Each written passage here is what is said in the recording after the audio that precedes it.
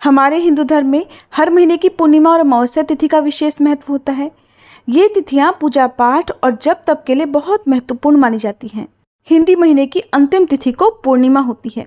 ज्येष्ठ मास के शुक्ल पक्ष की पूर्णिमा को ज्येष्ठ पूर्णिमा और वट पूर्णिमा के नाम से भी जाना जाता है। ये जो दिन है ये भगवान विष्णु और माता लक्ष्मी जी की पूजा के लिए समर्पित होता है।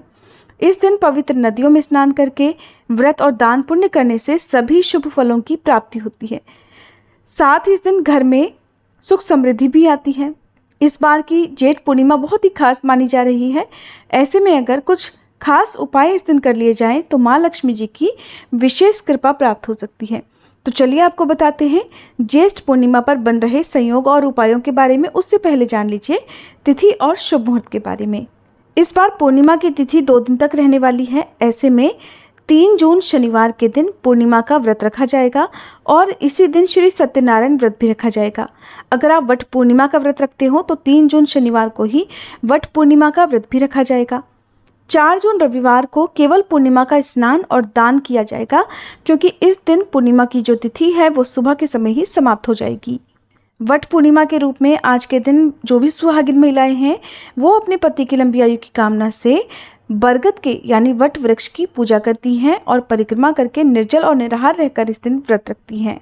जिस तरह से ज्येष्ठ अमावस्या के दिन वट सावित्री व्रत रखा जाता है, उसी तरह से हमारे देश के कुछ हिस्सों में ज्येष्ठ पूर्णिमा के दिन ये व्रत रखा जाता है। पूर्णिमा तिथि प्रारंभ होगी 3 जून शनिवार की सुबह 11:18 से और 4 जून रविवार की सुबह 9:11 पर समाप्त हो जाएगी। तो 4 जून रविवार को आप सुबह 9:11 तक पूर्णिमा का दान दे सकते हैं। हालांकि दान आप 3 जून शनिवार को व्रत वाले दिन भी दे सकते हैं, लेकिन उदया तिथि के अनुसार किया गया दान और स्नान सबसे ज़्यादा पुण्यदायी होता है। 3 जून शनिवार को यानी पूर्णिमा उपवास के दिन सूर्योदय सुबह 5:44, सूर्यास्त शाम 7:05, ब्रह्म मुहूर्त सुबह 4:08 से 4:56, राहु काल का समय सुबह 9 बजे से लेकर 10:30 बजे तक रहेगा और चंद्रोदय शाम 6:32 पर रहेगा।